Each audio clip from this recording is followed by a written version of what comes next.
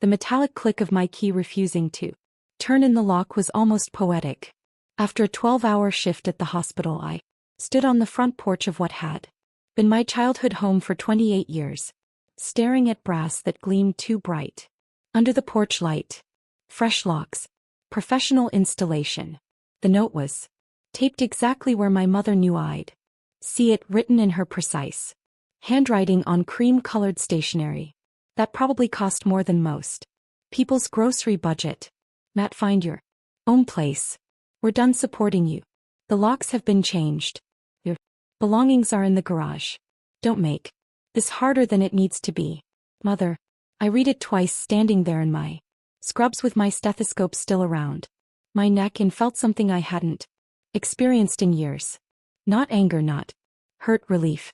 For 3 years I'd been living in the converted basement of my parents' 6-bedroom colonial in Westchester County, supposedly saving money while I built my medical practice. What they didn't know was that I hadn't needed their charity since my 2nd year of residency. What they really didn't know was that as of last Tuesday, I own the house they just locked me out. I pulled out my phone and dialed. Marcus, it's Maya. Yes, I know it's late.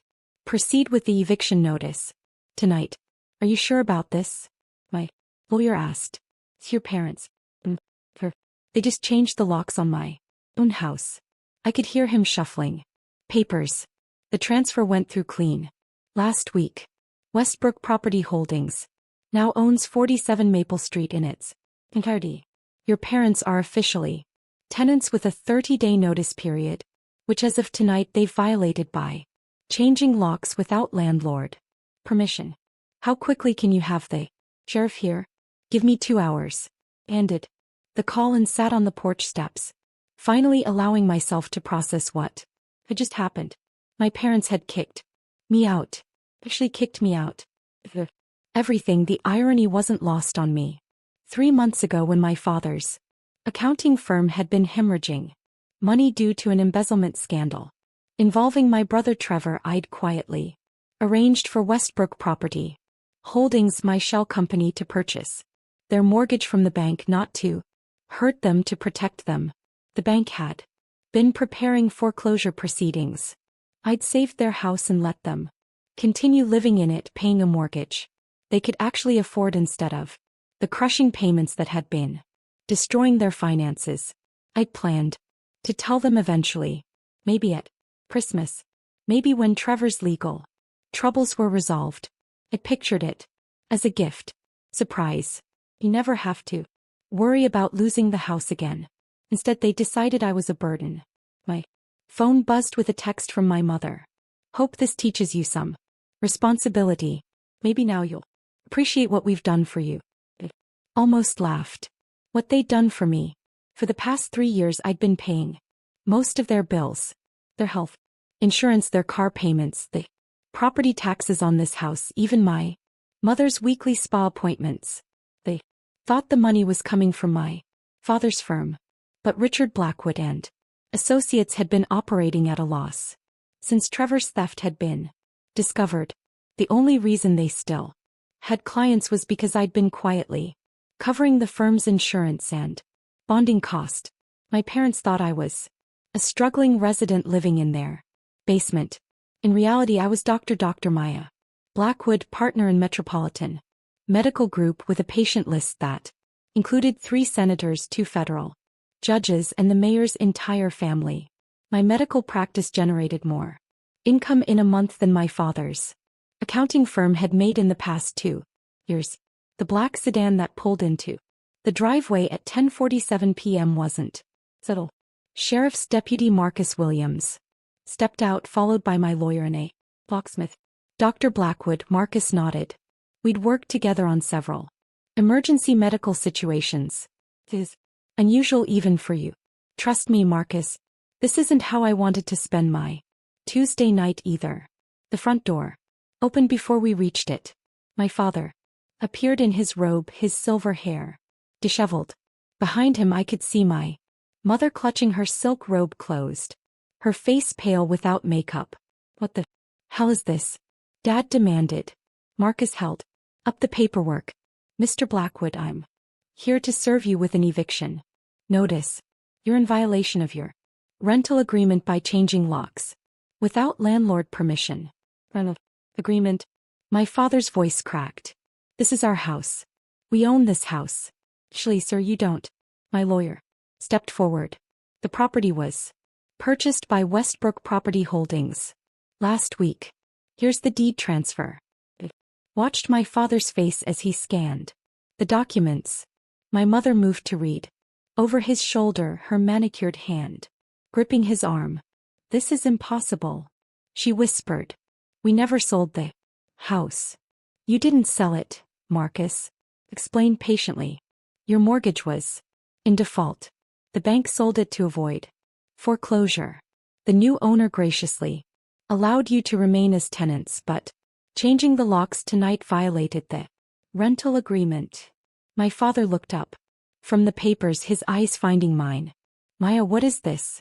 Some kind of joke? I stepped forward. No joke, Dad. You locked me out of my own house. Your house? My mother's voice rose to a shriek. What are you talking about? Westbrook Property Holdings, I said. Plumly. That's my company. I bought the house to keep the bank from foreclosing. I've been covering your mortgage payments for 3 months. The silence stretched between us like a chasm. My father's face cycled through confusion, disbelief, and something that might have been shame. You're lying, my mother said flatly. You don't have that kind of money. You're a resident. You live in our basement. I'm a partner at Metropolitan Medical Group, Mom. I've been for 2 years. I never lived in your basement because I needed to. I stayed because I thought you needed me here. My father was staring at the deed transfer, like it might change if he looked long. Where did you get $300,000? Dad, I make more than that in 6 months. Trevor's legal defense alone cost me $80,000, and I've been covering the shortfall at your firm since the scandal broke. That's impossible, my mother repeated, but her voice was weaker now. I pulled out my phone and showed them my banking app. The number on the screen made my mother actually stumble backward. $2.4 million, I said quietly. That's just my checking account. The locksmith cleared his throat. Did I change the locks back, Dr. Blackwood? I looked at my parents, these people who had raised me and loved me and somehow convinced themselves that I was a burden they needed to shed. My father was 63 years old, standing in his bathrobe on a Tuesday night, being evicted from his own house by his daughter. My mother, who had just this afternoon been bragging to her book club about forcing me to be more independent, was staring at a bank balance that represented more money than they'd saved in 30 years of marriage. Oh, I said finally. I think we need to have a conversation first. Marcus nodded. I'll give you folks some time to work this out, but Dr. Blackwood, you're within your rights. Here, the lock change was a clear violation. After the sheriff and lawyer left, the three of us has stood in the foyer of my house, and it felt strange to think of it that way, with the locksmith waiting patiently by his van. I don't understand, my father said, and for the first time in years he sounded his age. If you have this kind of money, why were you living here?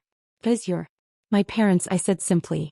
Because when Trevor got arrested and your firm started losing clients, I could see you were struggling. Because I thought maybe if I stayed close I could help without you feeling like charity cases. My mother was crying now. Mascara she'd hastily applied running down her cheeks. We thought you were.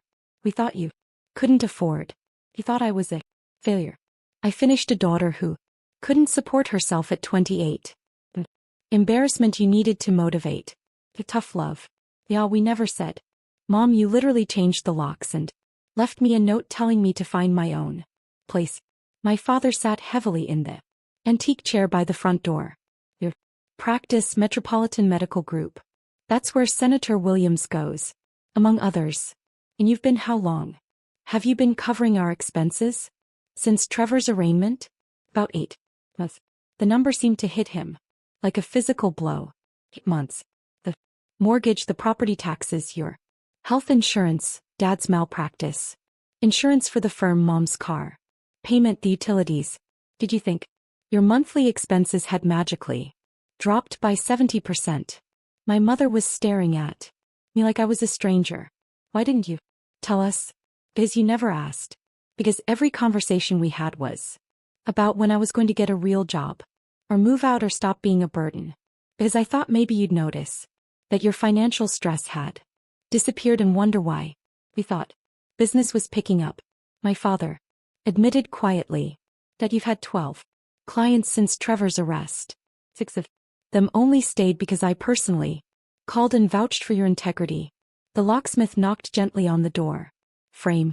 Dr. Blackwood, what would you like me to do about the locks? I looked at my parents, my father who had taught me to play chess and drive stick shift and file tax returns. My mother who had driven me to medical school interviews and helped me move into my first apartment and braided my hair every morning until I was 12. They had also just thrown me out of their house because they thought I was a financial burden. Change them back, I said. But I want new keys made. 3 sets. My mother started, but I held up a hand. I'm going to say something and I need you both to listen. I bought this house because I love you and because I didn't want you to lose your home. But I'm not a 25-year-old resident anymore, and I'm not your charity case. I'm a successful doctor with a thriving practice, and I've been financially supporting this family for almost a year. My father nodded slowly. What do you need from us? I need you to see me as an adult. I need you to stop treating me like a failure. And I need you to understand that if I stay here, it's because I choose to, not because I have nowhere else to go. Where would you go? My mother asked, and there was something fragile in her voice. I smiled for the first time all evening. I own a condo in Manhattan, a beach house in the Hamptons, and a cabin in Vermont. I could go anywhere, but you want to stay here. I want to stay here if you want me here. Not as your basement dwelling burden, but as your daughter, who owns the house and pays the bills, and loves you enough to keep doing it. My father stood up and walked over to me. For a moment I thought he might hug me. Instead he extended his hand for a formal handshake. Dr. Blackwood, he said, would you be interested in a long-term rental arrangement with 2 tenants who promise to treat the landlord with the respect she deserves? I shook his hand. I think we can work something out. My mother was still crying, but she was also laughing. I threw out my own landlord. He threw out your daughter, who happens to be your landlord, I corrected. But we can discuss the rent later. The locksmith finished his work and handed me 3 sets of keys. As I paid him, my mother touched my arm. Maya, the money you've been spending on us, are you okay financially? Can you afford this? I looked at this woman who had raised me to be strong and independent and successful, who had somehow convinced herself that my strength was weakness. Mom, I made more money today during my shift than most people make in a month. I can afford to take care of you. But why? She asked. After what we did tonight, you're my parents. His family takes care of family, and because now that you know who I really am, maybe we can build something better. My father was examining the deed transfer again. Westbrook Property Holdings. That's you. That's me. What else don't we know? I considered the question. I'm listed as one of the top cardiac surgeons under 35 in the country. I own part of the medical building where my practice is located. I've been offered department head positions at 3 major hospitals. I speak at medical conferences. I saved Senator Williams's life last year, and he sends me Christmas cards. Jesus, my father breathed, and I've been living in your basement because I love you and I wanted to help you through a difficult time without making you feel like you'd failed. My mother sat down heavily on the stairs. We made you feel like you were the failure. You did, but that's okay. We can fix this. How? I looked around the foyer of my house at these people who had shaped me and supported me and completely misunderstood me. We start over. I'll stay here for now, but as an equal adult family member, not as your dependent child. You keep living here, but we all acknowledge the actual financial situation. And maybe you Let me help Dad's firm properly instead. Secretly. My father's head snapped. Help how? I have connections. Medical professionals who need accounting services. Colleagues who are looking for tax advice. People who trust my recommendations. You'd recommend us. Dad, you're one of the best accountants.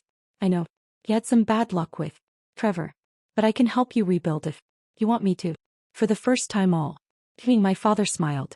I think I'd like that. My mother was still processing. The beach house in the Hamptons. Is it nice? I laughed. Beautiful. You'd love it.